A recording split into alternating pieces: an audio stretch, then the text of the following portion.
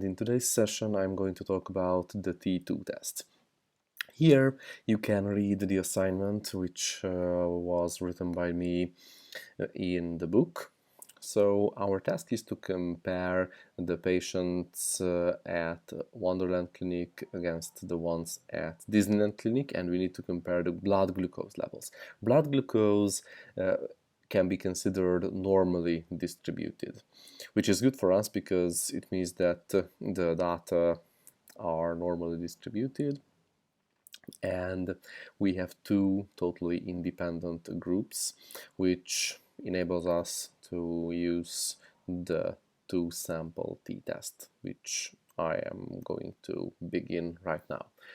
But first of all, let's say what my null hypothesis and my alternative hypothesis are.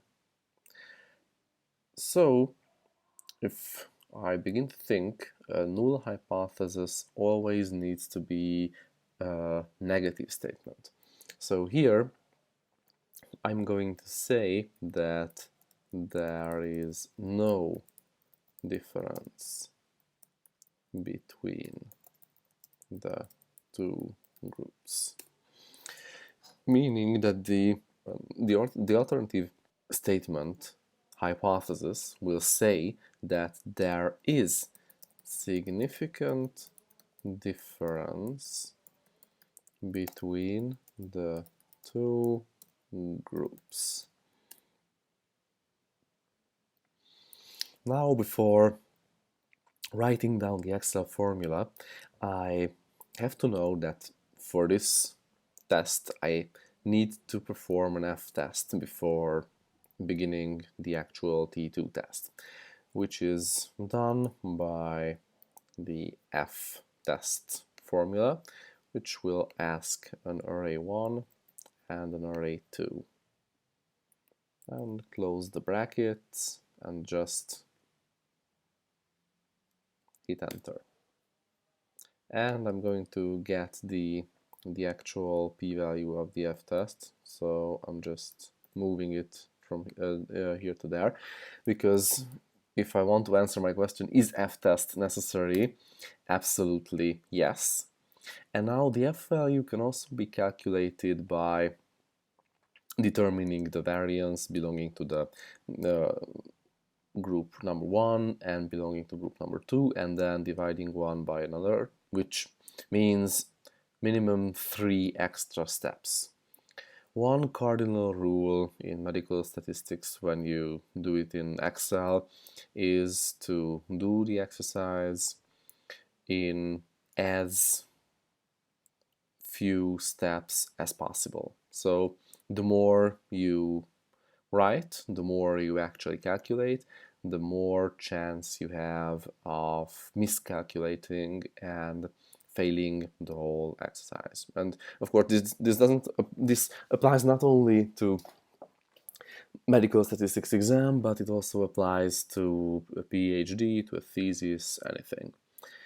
But now we need to get the F value, and we can do this by using the p-value belonging to the F-test. So if I just say F inverted,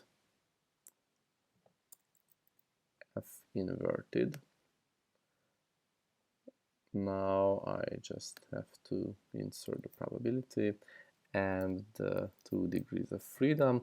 In this case, the degrees of freedom are also n minus 1. N minus 1 belonging to one group and n minus 1 belonging to the other group, so 9 and 9. And if I press enter, I will get the F value. And now let's continue with the p-value belonging to the t-test. I always begin by calculating the p-value because it's only one simple formula, and I have practically 0% chance to mess it up if I study that one or two sentences which I need to keep in mind to be able to just use this. Of course, the distribution is two-tailed. It's always two-tailed. And now out of these three options, I have to choose two because it's a two-sample t-test with equal variances.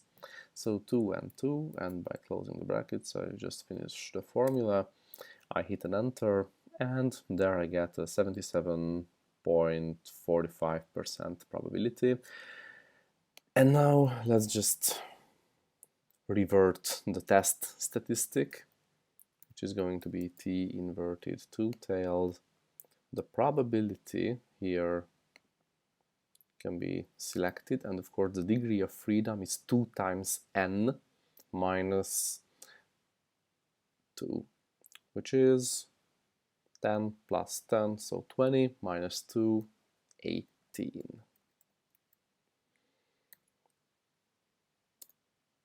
Now I've got the test statistic to 0.29, and I can bravely and boldly say that I have to keep the age null, so there is no significant difference between the two groups.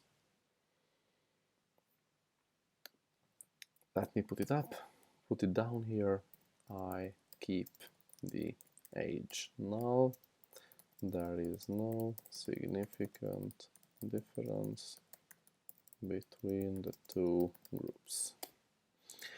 So that's all everyone has to know about two-sample t-tests. So the first and most important piece of advice that I can give to you is not to overcomplicate the certain exercise. So if you can do it with fewer steps, rely on those fewer steps. Don't over-calculate, overcomplicate. Don't make this harder than it actually is. Just complete the exercise and have as many data and as many results as possible out of the data set that's already been given to you. The second rule is don't forget about the specific questions that they ask of you, because it can happen that they don't explicitly ask whether the f-test is necessary or whether you should just put down the f-value. It can happen that they are only curious about the p-value of the f-test, or they only want to know the p-value of the t-test, and that's more than enough for them. So just pay attention to the actual exercise. Otherwise, it's an easy task if you just keep in mind, and objective number 0, if I can say it so, is always check the text of the exercise which is given to you. So check 4 pieces of information whether the data sets can or cannot be normally can be considered normally distributed, and just check the text twice or 3 times. Just don't overlook anything, because it can cost you a lot of points. So that's all that I wanted to say to you. Have a nice day. Stay tuned to this YouTube channel for more videos and for more information about medical statistics. Goodbye.